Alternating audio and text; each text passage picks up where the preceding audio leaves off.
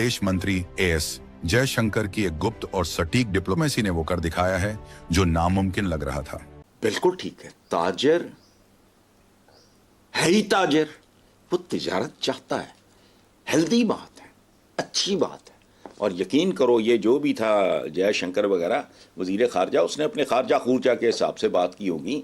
ये हकीकत किसी से ढकी छुपी नहीं है कि भारत ने गुज़िश्ता दहाई में खलीजी ममालिक बिलखुसूस सऊदी अरब और यूएई के साथ अपने ताल्लुकात को मुआशी बुनियादों पर मुस्तहकम करने की कोशिश की थी। भारत वज़ीर आज़म नरेंद्र मोदी ने बारहा रियाद और अबू धाबी के दौरे के खुद को एक काबिल एतमाद पार्टनर के तौर पर पेश किया।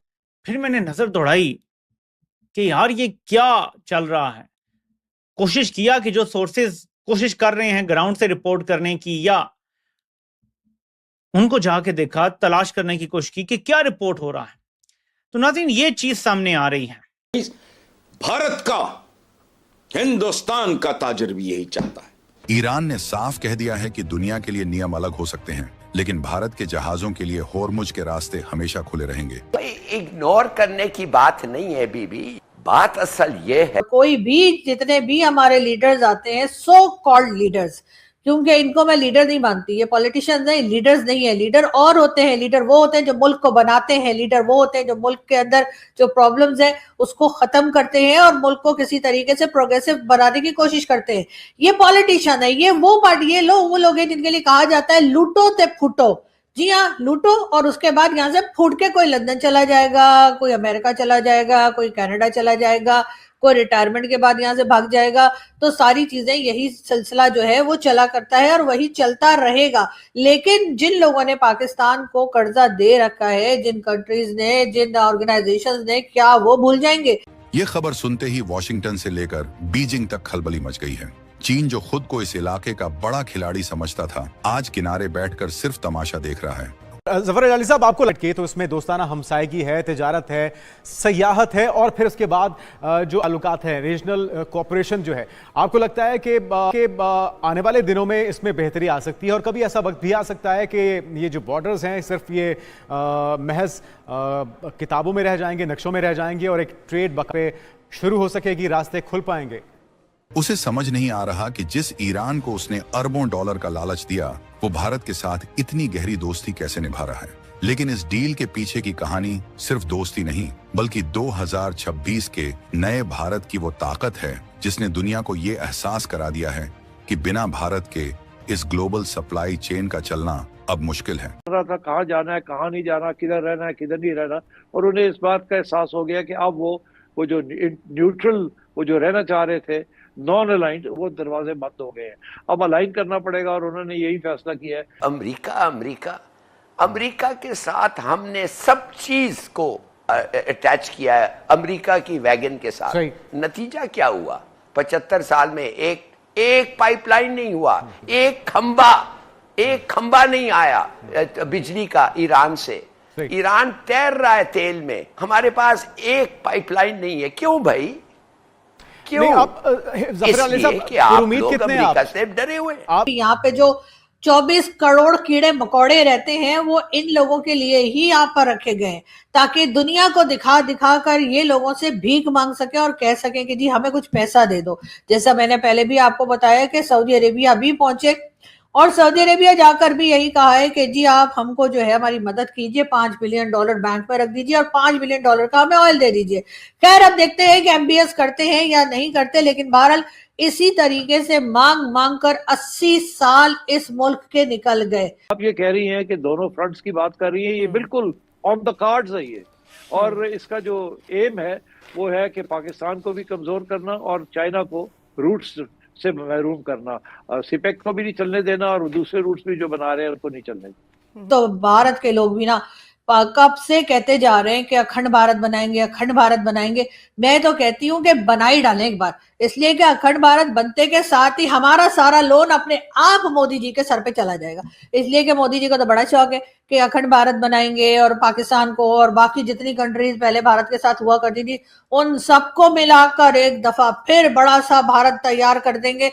तो मोदी जी, हमारी तरफ से इजाजत है, तुसी बिस्मिल्लाह करो बस, और आइए बिल्कुल आइए, तशरीफ लाइए और अखंड भारत बनाइए। और लेकिन याद रखिएगा, एक शर्त पे सिर्फ बनाएंगे, और वो ये कि पाकिस्तान ने जितना भी लोन ले रखा है और जितना आगे लेने वाला है, वो सारा का सारा आपने देना है। अगर 2-3 चीजें तो वाज़ेह है।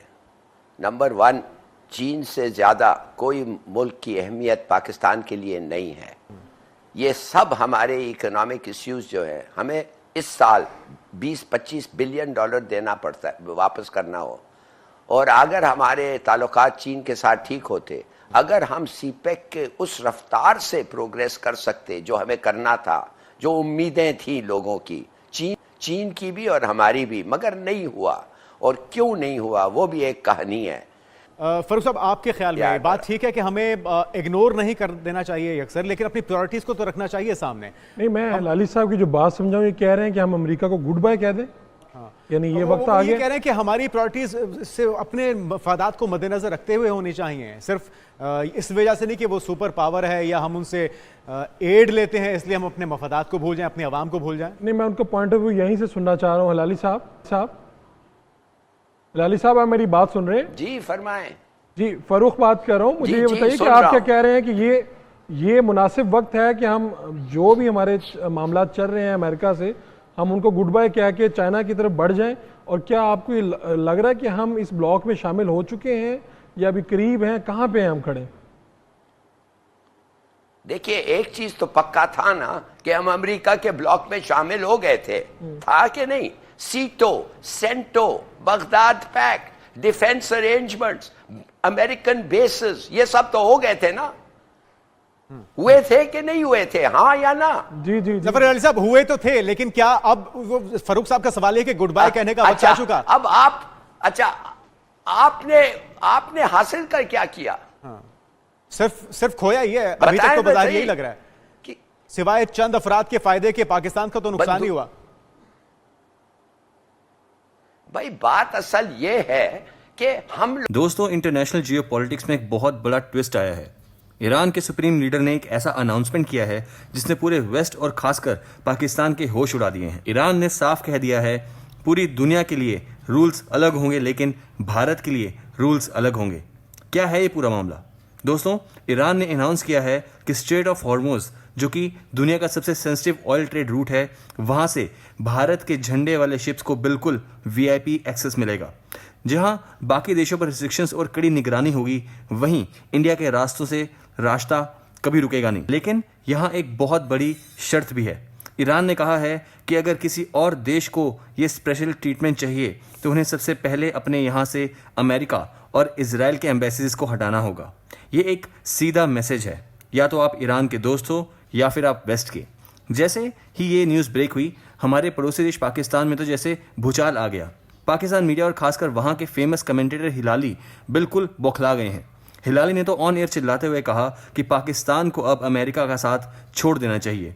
उनका कहना है कि अमेरिका ने पाकिस्तान को हमेशा सिर्फ यूज़ किया और धोखा दिया है, जबकि इंडिया ने अपनी स्मार्ट डिप्लोमेसी से ईरान जैसे टफ देश को भी अपना सबसे बड़ा स्ट्रेटेजिक पार्टनर बना लिया है।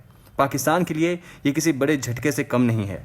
ये सब ऐसे ही नहीं हुआ दोस्तों, इसके पीछे हमारे external affair minister doctor S Jaishankar की वो आयरन डिप्लोमेसी है जिसकी आवाज़ पूरी दुनिया देख चुकी है और दीवानी भी हो चुकी है। कई लोग सवाल उठाते हैं कि इंडिया, रशिया और वेस्ट के बीच बैलेंस कैसे बनेगा, लेकिन आज आप रिजल्ट देख सकते हैं। एक तरफ इंडिया के रिलेशंस अमेरिका से स्ट्रांग हैं, तो दूसरी तरफ ईरान जैसा देश भी इंडिया के लिए अपने बॉर्डर्स और ट्रेड रूट्स को खोल रहा है। ये है न्यू इंडिया की असली ताकत और ग्लोबल इन्फ्लुएंस।